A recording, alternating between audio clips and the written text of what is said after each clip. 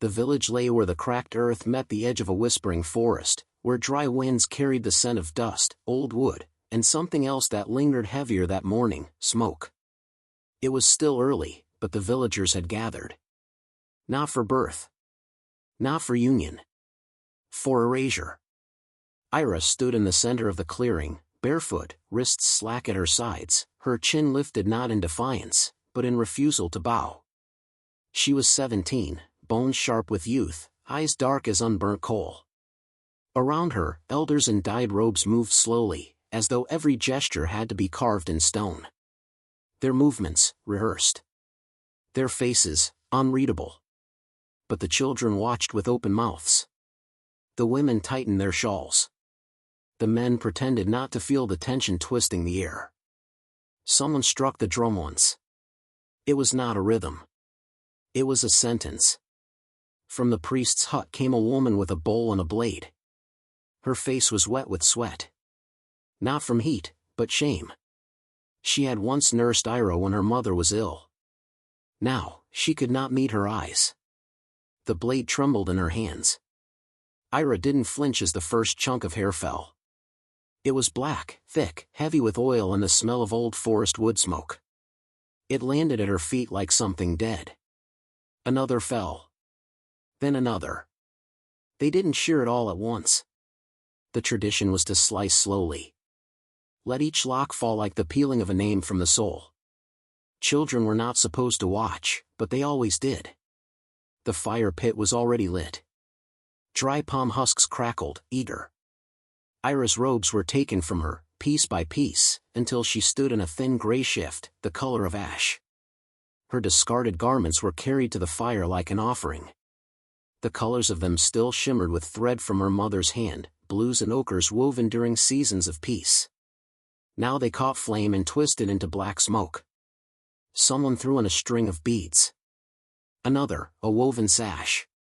A name can die like that, when no one is left to say it. Ira, said the old crone with the white eye, is no more. The crowd murmured, not in agreement, but in habit. They had seen such rituals before. Not many, but enough to know when to nod. Enough to know silence was safer than doubt. The priest stepped forward, raising a charred staff that once belonged to his father. He had the voice of a man who thought himself justice. She has spoken fire, he said. She who ignites tongues, calls wind, and opens doors that should remain closed. Ira's lips pressed together. Her breath was steady, measured. Her knees did not shake, though the ground beneath her had begun to feel less solid. The word fire speaking carried weight. It wasn't just blasphemy. It was myth, an ancient, forbidden art that the elders claimed had ended dynasties, scorched temples, soured water. It was said only women had ever borne the trait. And that when they did, the earth punished them through men. No proof had been given. No trial offered. Only suspicion. Whispers of her sitting too long by the hearth. Of her laughing when lightning struck the council tree. Of her being found at the temple steps the morning it caught flame. A child had died in that fire. And grief needed a face. So it chose hers. The drum sounded again. Ira was turned to face the four corners, north for wind, south for flame, west for rot, east for birth. Each direction a death of something. A girl wept in the crowd. Ira's sister, barely 9. Her mother held her back, whispering something between fear and apology. Ira looked at her sister, held her gaze. The girl looked away. When the rite was done, the priest lifted his hands, and the wind shifted. Ash blew across Ira's bare shoulders. Somewhere in the village, a dog howled. A child sneezed. A silence fell like a knife. She had not said a word. Not to deny. Not to plead. But in her eyes, God's, in those eyes, something burned that not even ritual could drown. Not shame. Not rage. Something older, slower, like coal left under stone for centuries. Something that waits. They had taken her hair. Her cloth. Her name. But not her fire. It had started with the rain, or rather, the lack of it. The skies had sealed themselves shut for 3 seasons straight. No thunder, no dew, no blessings. The soil cracked open like broken skin, and the crops withered before their roots could drink. The river that once curved gently past the edge of the village had become a narrow ribbon of mud. Animals grew thin, and children thinner. Eyes grew hungrier than mouths. And when people are starving, they begin to look not for solutions, but for someone to blame. The elders declared it a trial from the gods. "We have grown proud," the priest said. "The gods have withheld their water to humble us." His words rang out in the village square, dry and heavy. The people bowed their heads and built more shrines, whispered more prayers, left offerings of salt and dried cassava on stone altars. But no answer came. No cloud so much as wept. Then, one dusk, smoke bloomed like a dark flower from the temple roof. The sacred building, made of sun-baked clay and woven reeds, caught fire so suddenly that no one understood what was happening until it was already too late. By the time the villagers reached it, half the structure had collapsed. Charred beams lay crisscrossed on the altar. The carved statue of the Sky Mother had cracked in two. And amidst the rubble, they found the body of Nalu, a 6-year-old boy who often lingered at the temple steps while his mother cleaned the priest's quarters. The child's death split the village open. What had once been silence became noise. Accusations. Mourning. The priest fell to his knees and declared the village unclean. He claimed someone had brought wrath upon them, someone who walked among them with soot on her tongue. And soon, a name began to rise from their mouths like smoke from green wood. Ira. She had always been different, even before the drought. She read the old scrolls when girls were told to grind millet. She asked questions that twisted the elders' faces into scowls. Why must only men light the hearths? Why is the Sky Mother silent, while the Sky Father speaks through fire? She would sit at the base of the ancestor tree, sketching forbidden symbols into the dirt with a stick, not to summon, but to understand. But in a place where survival meant following rules as tightly as breath, curiosity was a kind of treason. When the council decreed that no flames were to be lit after sunset, lest they offend the gods, Ira was seen one evening walking toward the widow Sesh's hut with a bundle of kindling. The old woman had been sick, teeth chattering from cold even in the dry heat. Ira, without asking, helped her relight the hearth. She whispered words over the flame, not magic, just warmth. Kindness. But someone saw. And someone told. She speaks to fire, they began to murmur. She commands it.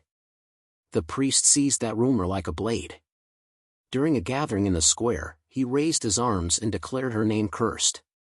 Fire speaking, he said, was the gift of witches who burned cities in the age before ours. They danced with ruin. They whispered to coal and taught it to devour.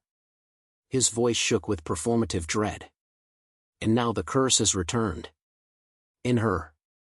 Ira stood among them that day, her arms folded, face calm. She said nothing. She didn't plead, didn't cry. That only fed the fear. To them, silence meant confirmation. The fire at the temple must have been hers, they reasoned. Her hands had struck the match. Her soul had guided the blaze. No one remembered that the temple's walls had been cracked for months. That a lightning storm had passed the night before. That dry reeds catch flame with barely a whisper. None of that mattered. The people didn't want the truth. They wanted the ache in their hearts to have a shape. A body. A girl. And Ira had given them every excuse to choose her. She still walked freely for a few days, before the formal accusation came. Those days were the hardest. People who had once shared food with her turned their faces. Girls she had braided flowers with now crossed the road when she passed. Children stared at her with unblinking eyes, as if expecting her to ignite at any moment. Her own aunt refused her entry at the compound gate. At night, she sat by herself on the edge of the village, watching the stars. Her mother urged her to run. They will not listen, she warned. But Ira only shook her head. If I flee, she said, they will say I flew. that I vanished like smoke. She chose to stay. Not because she thought she'd be spared, but because she refused to give them more myth. Even then, she knew. They were not punishing her for fire. They were punishing her for not being afraid of it. The sun hung low as Ira crossed the village threshold for the last time, its dull orange light barely brushing her bare shoulders. A silence clung to the path behind her, no weeping, no blessings, only the occasional hiss of wind dragging ash across stone. The villagers had already turned their backs. Their judgment was complete. Now they waited for the land to do the rest. The ashlands began where the last acacia trees thinned and the ground gave way to dust the color of old bone. It wasn't always a cursed place. Long ago, elders claimed it had been fertile, a place of wild roots and thick shade. But a fire, no one remembered when, had scorched it bare. Nothing ever grew back. Not a blade of grass, not a thorn. No animals passed through. Birds flew wide around it. And those who had been cast into its dead arms before Ira, liars, oath-breakers, outcasts, were never seen again. That was the point. She did not cry. Her tears had dried with the last blow of the drum. Her hair, now hacked into uneven stubs, no longer whispered down her back. Her name was gone, scraped from the village record and spat into smoke. She had no belongings. No food. No water. Only the shift on her back and the silent weight of what had been taken. But just before she stepped past the carved totems that marked the edge of the living, her mother came. She had not spoken during the trial. She had not raised her voice when they cut Ira's hair or threw her clothes into the fire. She had only watched, eyes hollow and dry. But now, in the final moment, she approached with something wrapped in a cloth as small as her palm. Her hands were shaking. "I can't follow you," she said softly, "but this can." She opened the cloth. Inside, a coal still faintly glowed, no bigger than a knuckle, blackened but alive with ember-red veins beneath the char. It pulsed softly, like a sleeping heart. Ira's throat tightened. "It's from our hearth," her mother whispered. "The one your grandmother built. The one you used to feed before you could even speak. I took it before they put out the flame." Ira looked down at it, then into her mother's eyes. "They'll say you helped me." "They already say worse," her mother replied. "Let them speak smoke if they want. We are fire." She folded the cloth and placed it in Ira's hand, closing her daughter's fingers around it. "Don't drop it," she said. "And don't forget, your fire is yours, even if they try to burn it out." The two stood there a moment longer. No embrace. No farewell. Just the weight of everything that could not be said. Then Ira turned, and walked into exile. The ashlands greeted her with silence.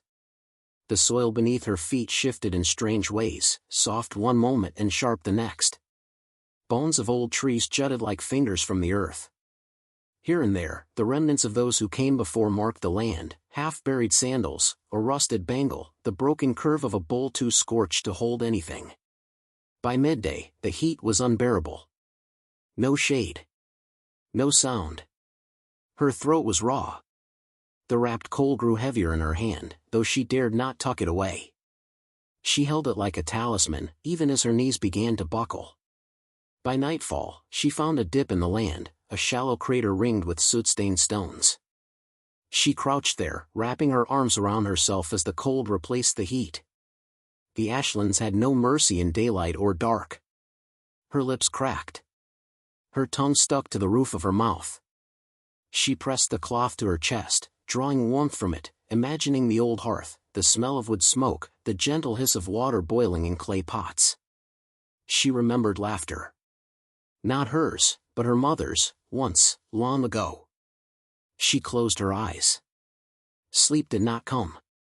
Only dreams that trembled like firelight against closed lids, dreams of women in shadow, of ash swirling like skirts, of embers blinking like stars. Their mouths moved, but she could not hear the words. Still, she felt them. A language older than breath. Older than pain. When she woke, the coal still burned. She placed it near her lips and whispered, not words, just breath. Just memory. And in that hollow crater, surrounded by the bones of exile, Ira sat alone. But not extinguished. Something within her, buried beneath grief and dust, stirred once more. The village had cast her out. But fire remembers. On the fourth night in the ashlands, Ira stopped counting her breaths. The cold had turned sharp as broken flint. The silence had deepened into something that pressed against her skin like invisible hands. Hunger clawed at her ribs. Her feet bled in places. She had almost no voice left, not from speaking, but from swallowing everything she dared not cry out. She walked aimlessly now, guided only by the faint pulse of the coal her mother had given her, which still throbbed with quiet heat in her palm. She held it close to her chest when the winds rose. It was her last warmth. Her last proof that something in her life had once burned without destroying her. She was near collapse when she saw it. Half submerged in the gray dust, veiled by warped air and the swirling ash, stood something vast and broken. A ruin, its shape not fully formed at first, as if memory itself had to help make it real. The pillars rose like burnt bones, crooked and blackened, some split down the middle as if by divine hands. Bits of carved stone peeked through the ash, smooth to the touch, but scorched, as if once kissed by a fire too ancient to name. Vines of charcoal curled across walls that had long forgotten their purpose. The moment she stepped inside the ruined circle, the air changed. It grew thicker, not heavier, as if something unseen was breathing it with her. The wind stopped. Sound dropped away. Her heartbeat, once loud in her ears, grew muffled. And then the whispers began. They didn't come from mouths. Not from any corner or shadow. They rose from the dust itself, from the stone, from the ruined beams, from the air. Whispers without words, but each one felt like memories sliding down the back of her spine. She turned in slow circles, searching for the source, and one by one, the spirits came. They were not fully formed, shapes made of flame, ash, and long-forgotten light. Women of all sizes, all ages. Some were missing eyes. Others walked with cracked legs or arms burned away to shoulder. And yet none of them bowed. They stood proud, still, and silent, like statues caught mid-breath. Ira took a step back, heart trembling. But then they moved, not toward her, but around her. The first spirit passed a hand across her face, and with that simple gesture, Ira saw it all. A girl with a mouth stitched shut by her uncle for asking about the stars. Another, hands tied, thrown into a river, because she laughed too loud while drawing water. A woman burned on her wedding night for daring to enter the sacred granary alone. A child hidden beneath floorboards, who vanished when the council came looking for a different kind of child. Each spirit shared a memory, pressed like smoke into Ira's mind. There were no words. No screams.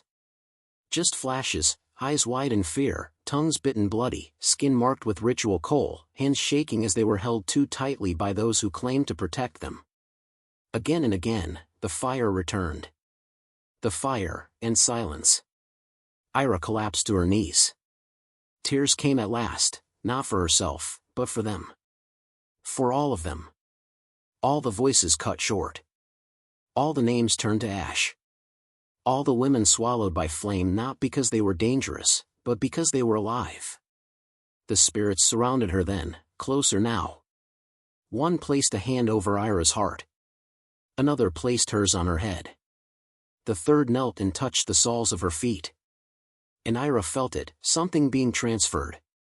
A heaviness, yes, but also a strange strength. Not healing. Not relief. Scars.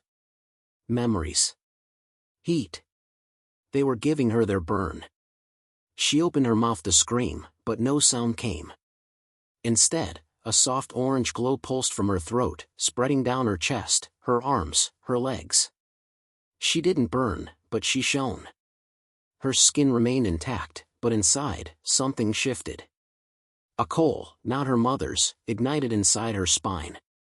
She could feel it, hot, coiled, patient. Not angry. Just waiting. She lay down in the center of the ruin, among the blackened stones and the ghosts of fallen women, and slept. The ground beneath her smoldered. Embers curled around her limbs like warm hands. Smoke kissed her eyelids. But she did not flinch. She did not burn. Instead, the fire cradled her. Rocked her. Whispered to her in the oldest language. Pain passed through generations until it became power. Until it became her. When she woke, she was still glowing faintly. The spirits were gone. But the ashes on her mouth tasted like truth. The mornings in the ashlands no longer chilled her. Where once the wind had cut her skin like thin blades, now it merely stirred the embers that curled lazily around her ankles. Ira stood in the ruined circle of the ancient temple, feet planted in soot, eyes closed as a low pulse of heat trembled in her chest. The coal her mother had wrapped in cloth now lived in her hand like a living creature. It no longer flickered faintly, it burned, steady and silent, shedding no ash, consuming nothing, yet illuminating everything within her. It was not fire like the village had known. Not destruction. Not wrath. It was memory. Inheritance. Voice. She had not spoken aloud since the night the spirits gave her their scars. But on the seventh morning, when the wind carried the scent of old rain and burnt leaves, she felt something stir behind her lips, not a word, but a name. Sina. It was soft, barely more than breath. But the air around her changed. The smoke thickened, bent, and shaped itself into the figure of a girl, barefoot, teeth missing, cheeks round with youth. She was smiling. Not with joy, but with recognition. The ghost nodded once, and then faded. Another breath. Another name. Makiro. This time the ash swirled downward, rising into the outline of a woman bent under the weight of a broken basket. Her arms bore lash marks. Her eyes were closed. Ira reached out, but the ghost stepped back, slowly dissolving into wind. It became her ritual. Each day, she walked the edges of the ruin, whispering names. Some she had heard as a child. Others came to her like echoes from another life, as if the fire itself remembered for her. With every name, a ghost emerged from the ash. They never spoke. They didn't need to. Their silence was loud enough. The fire in her palm grew stronger. It no longer needed to be held. It danced beside her now, followed her like a shadow that glowed. She was never cold. She was never afraid. The ashlands, once a death sentence, now felt like a cradle. A strange one, a burning one, but a cradle nonetheless. Her reflection changed. She had no mirror, no still water, but she could see her silhouette in the dancing firelight. Her hair, once hacked and uneven, had grown into something else, threads of smoke and coal weaving upward, floating around her head in drifting arcs. It was as if her pain had sprouted wings. Not feathered, not soft, but glowing, curling, wild. Her skin remained her own, but every breath seemed to draw fire beneath it, running just beneath the surface like veins of ember.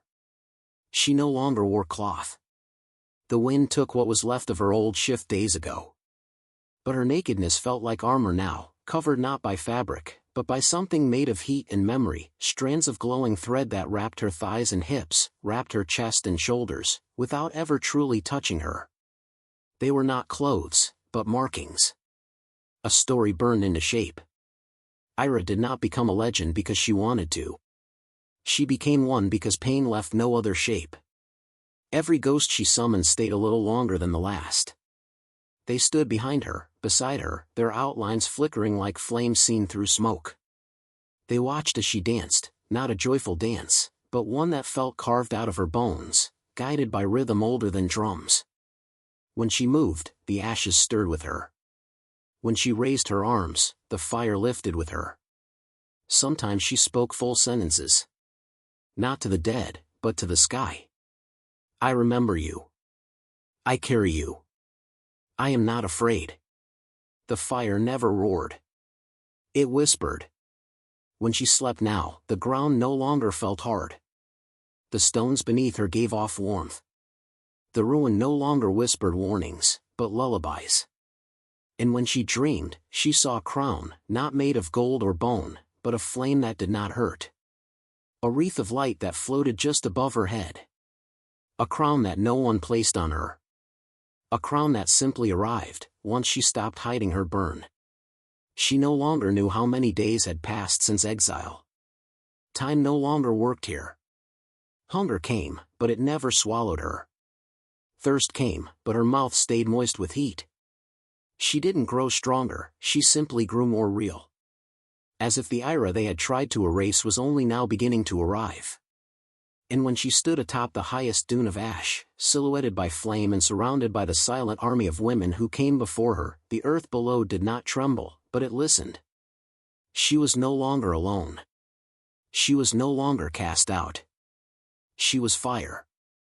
And fire does not beg to be seen. It simply burns. The wind came first, long before anyone saw her. It crept into the village like a breath held too long. It blew through the hanging laundry and knocked over empty gourds. It whispered beneath the eaves of huts and stirred the ashes in long-dead hearths. The animals, tethered and sleepy, lifted their heads all at once. Chickens clucked nervously. Goats backed into corners. And then the children began to cry. No one understood why. Not yet. At first, the elders dismissed it as a storm brewing. The skies were clear, but strange weather was not new to them. The priest poured water at the altar of the Sky Father, just in case. But the air smelled wrong, sharp and sweet, like fruit gone overripe and set too close to flame. A few old women recognized the scent. Not wood smoke. Not burned meat. It smelled like truth. It was nearly dusk when someone on the edge of the village shouted. A boy returning from the well dropped his pot. The water inside hissed as it touched the ground, and he turned and ran. Fire, he said. Fire walking toward them. They gathered slowly in the square, cautious, squinting into the orange light growing in the east. The sun was setting, yes, but this glow was different, low, flickering, like a line of flame snaking its way through the dry path. There was no smoke, no crackle, no destruction. Just light. Then she appeared. Barefoot. Unarmed. Her hair a floating crown of coal braids and drifting ember strands. Her skin, dark as before, but marked now with glowing lines that pulsed like molten roots, across her arms, her chest, her throat. She wore no dress, but smoke itself, wrapped around her like a shifting garment of thread and heat. And behind her came the figures. Women. Dozens. Maybe more. They walked in silence, their faces veiled in ashen memory, their shapes flickering with the same strange fire that danced on her skin. Some limped. Some floated. Some had no eyes. But all were calm. They did not speak. They didn't need to. The villagers froze. Some backed away. A few fell to their knees without knowing why. Children clung to mothers. The priest stared, unable to form a single prayer. Ira walked to the center of the square. Her steps left no footprints, only warmth. No one dared approach. Not even the elders, who sat stiff and trembling on their mats. Her presence was not wild. Not violent. But it was undeniable. Like a storm you saw forming in silence over a mountain, and knew would not miss you. She said nothing at first. Just looked. At the shrine where her clothes had been burned. At the tree where she used to braid her sister's hair. At the priest's staff, carved with symbols that once made her kneel. Then she raised her head. Her eyes had changed. The coal that had once hidden behind them now glowed clearly, steady and slow. Who gave the order? The question struck harder than any curse. It was not shouted. It didn't need to be. It moved like heat through skin. It found ears that had tried not to listen. It reached into the bones of those who had stayed silent. No one answered. The priest swallowed hard. His mouth opened. Closed. He looked to the elders, but they stared at the ground. The midwife who had cut Ira's hair blinked, her hands twitching at her sides. Ira waited. Behind her, the ghost women stood still. Not demanding, not vengeful, simply present. Proof that what the village buried did not stay buried. That flame remembers names even when mouths forget them. The air thickened. The crops had already begun to grow strangely that season, corn twisted with red leaves, yams with glowing roots. Some said it was the soil. Others said it was her. The truth hung in the air, heavy and hot. Who gave the order? She asked again, softer this time. The priest stepped back. And someone, no one would ever remember who, whispered, "We all did." Ira nodded once. Then turned her gaze to the shrine. The fire in her palm flickered gently. But she didn't move. She didn't strike. She didn't scream. She had not returned to destroy. Only to make sure they remembered what they tried to forget. The silence cracked first, not with sound, but with weight. The kind that presses against the back of your neck, the kind that makes air hard to swallow. The villagers stood frozen, the glow from Ira's skin lighting their faces in ways the sun never had. Her coal-marked arms were lowered at her sides, but the fire in her presence had already begun to rise. Not as flame, but as revelation. The priest, hands still trembling around his staff, took a faltering step forward. This is blasphemy," he said, voice brittle. "Whatever you've brought back with you, it is not of the gods. It is corruption. Trickery." He tried to sound firm, but even he could hear the way his voice broke mid-sentence. One of the elders coughed. Another shifted uncomfortably on his woven stool, eyes darting toward the tree line. Denial was a tool they had wielded all their lives, but it slipped from their grasp now, like trying to hold onto dry ash in the wind. Ira did not flinch. She stepped past them without a word, barefoot on the packed earth of the village square, and raised her right hand. Fire licked across her fingers, not wildly, but with intent. It curved around her wrist like a bangle, humming softly. She opened her mouth. "Makiro." And the first ghost appeared. She rose from the dust like mist given purpose. A woman with split lips and charred wrists. Her feet did not touch the ground. Her mouth did not move.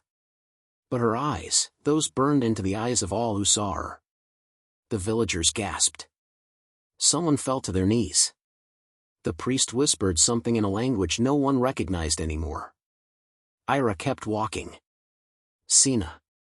A second spirit emerged, this one younger. She wore a wedding necklace made of beads, all melted and fused. Her ribs showed through her translucent form, and her head was shaved unevenly. Her presence chilled the air, though the fire on Ira's arms burned hotter. Etuma. A woman with only one arm. Her back arched in a permanent bow. Her shadow stretched unnaturally long behind her, curling like smoke over the shrine steps. Neza.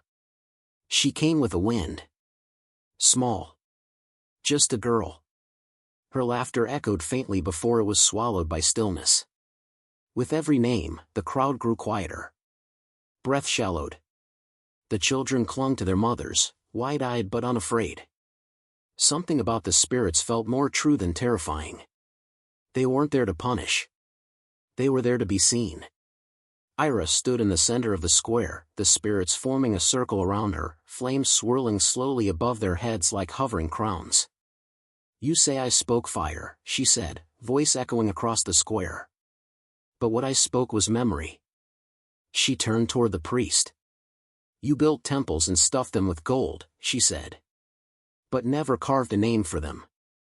He shook his head, mouth moving, but no sound came. She turned to the elders. "You passed laws, but forgot the stories behind them." They didn't speak either. One of them looked as if he would collapse. His hands clutched at the mat beneath him as though the ground might lift away. Ira turned once more to the shrine at the center of the village, the one where her robes had been burned, where her name had been turned to ash. She raised her hand and pointed. "Truth does not burn," she said. "But lies do." The fire in her palm leapt forward, not in a line, not in a blaze, but in a gentle arc, like a ribbon of flame carried by breath. It kissed the base of the shrine. A moment passed. Then another. Cracks formed. Hairline at first. Then wider. The old clay split with a sound like bones being remembered. The statue of the Sky Father wept, not tears, but molten gold, leaking from its eyes and pooling at its base. The carved mouth caved inward. It wasn't destruction. It was unveiling. A layer of soot fell away from the temple's wall, revealing what had been covered, markings of women, etched with care, their names written in a spiral. Names erased long ago. Someone gasped. The villagers turned. And slowly, the children, braver than their elders, stepped forward. One touched the edge of Ira's fire and did not burn. Another reached for the hem of her smoke garment and laughed. They began to whisper her name. First one. Then two. Then 10. Ira. Ira. Ira. The priest tried to shout, but his voice turned to cinders on his tongue. He clutched his throat. The ash from his mouth floated gently down. The elder who had sentenced her refused to meet her eyes. Ira didn't need vengeance. She had truth. And now the village had it too. Not on scrolls. Not in sermons. But written in air and flame, sung by the children who would never forget her name again. The square was silent, scorched by memory, thick with the scent of gold, ash, and something older, like earth turned inside out. The priest knelt now, not in power, but in ruin. His hands reached toward Ira, eyes wide with something that wasn't guilt, but fear. Please, he whispered. We were wrong. We thought we were protecting the village. We thought.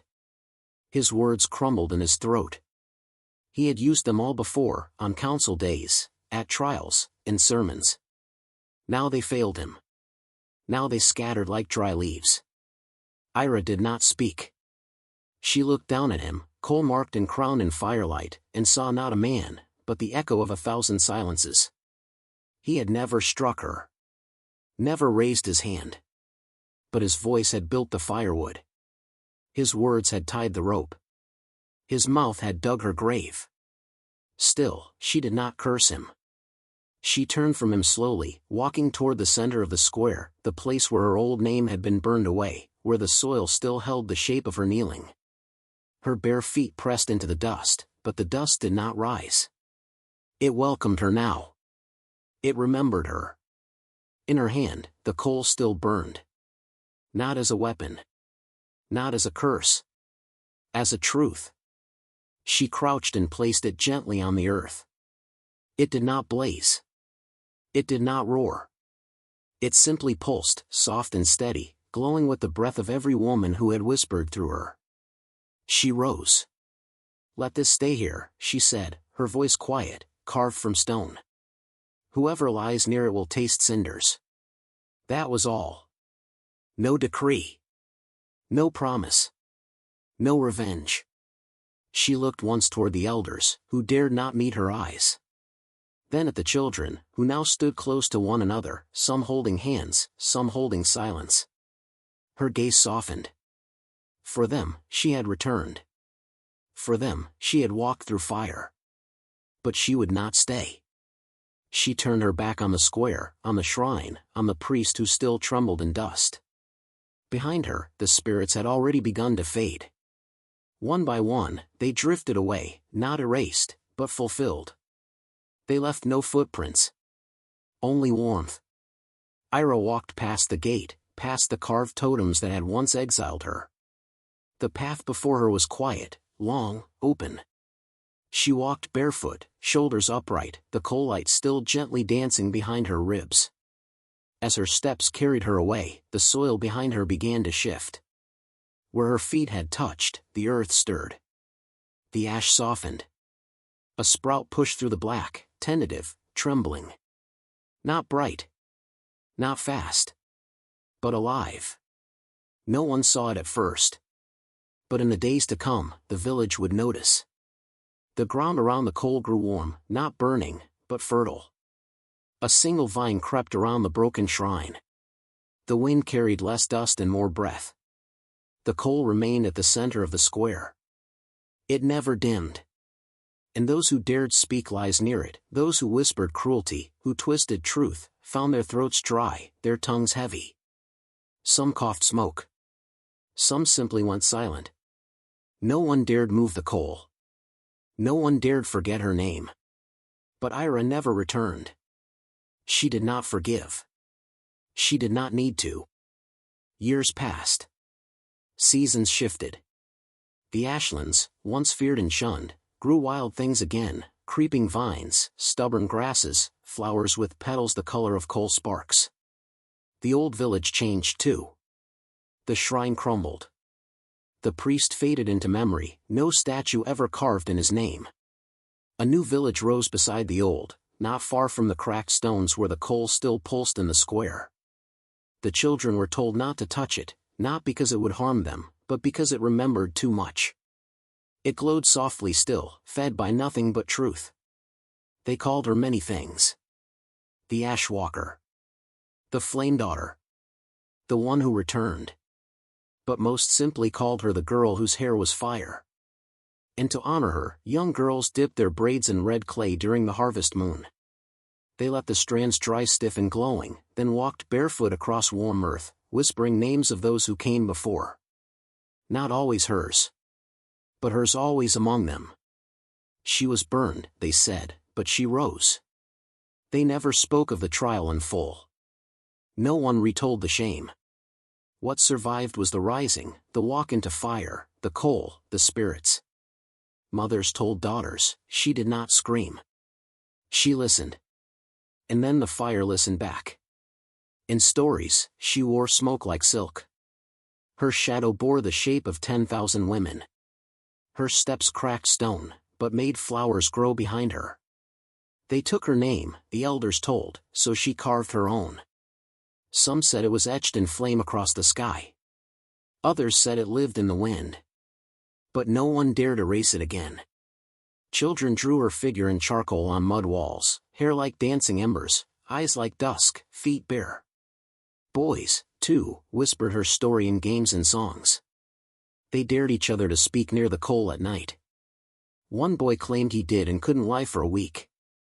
She wore no crown, the oldest stories said. The fire crowned her. And that was the difference. She did not return with armies. She did not build kingdoms. But every woman who spoke truth louder than fear, every girl who laughed too loud and lit her own hearth, every voice once silenced and now singing, they were her. No statue marked her grave. No grave existed. But on quiet nights, when the air was warm and the earth smelled like ash and roots, mothers would hold their children close and whisper. She is not gone. She is fire. And fire, child, does not vanish. It waits. The fire crackled low in the hearth, its light soft and steady, casting long shadows along the mud walls of the hut. Outside, the wind rustled gently through dry reeds, stirring a hush across the land, as if even the night listened. Inside, the old woman sat cross-legged on a worn mat, her back straight despite the weight of many years. Her hair, long and bound in thick braids, shimmered red gold in the firelight, not dyed, not painted, but somehow lit from within, like embers remembering their blaze. A small child, no older than 6, leaned against her knee, wide-eyed and sleepless. "Grandmother," the child whispered. "Is it true?" The old woman didn't answer at first. She reached for a small pouch that hung from the rafters, its leather soft and blackened with age. Her fingers, knotted but steady, untied the string and opened it. Slowly, she tipped it over her palm. Out rolled a single coal. It was no larger than a thumbprint, but it still glowed. Faintly. Like the last breath of a dying star. It gave off no heat. And yet the air around it stirred slightly, as if the coal remembered wind, remembered fire, remembered hands that had carried it through exile and back again. The child gasped. The old woman looked down at the coal, her eyes reflecting the glow. They were the same eyes she had always had, quiet, watchful, patient, though fewer now remembered her as Ira. She did not speak. Words were no longer necessary. The child leaned in, transfixed. Did it hurt? They asked, softer this time, unsure if they were even allowed to speak of such things. Still, Ira said nothing. Instead, she closed her hand over the coal, gently, reverently, and placed it back into the pouch. The hut fell silent again, save for the popping of the hearth and the slow, steady rhythm of her breathing. The child sat still for a long while. Then they nestled closer to her side and whispered, "I want to be like her." At that, Ira finally looked down. She reached out and brushed a coal-marked finger along the child's cheek, not to bless, not to mark, only to remember. Her touch left no burn. Only warmth. Outside, the wind rose. It swept over the fields, rustled the grasses that now grew where ash once rolled. It kissed the old stone square, passed the cracked shrine, circled the glowing coal that still pulsed in the village center. And then, just for a moment, the wind turned, as if pulled, and rose toward the hills. In the darkness beyond, where no fire had been lit for hours, something flickered. A circle of flame blinked into being, not a blaze, but a crown. Suspended in the air for only a breath. No head wore it. No voice claimed it. But it burned all the same. Then, as quickly as it came, it vanished. And in the hut, the fire dipped low. The child had fallen asleep. Ira watched the flames a little longer, her face lit by memory, her hair aglow. She was no longer legend. She was ember. And the coal still burned.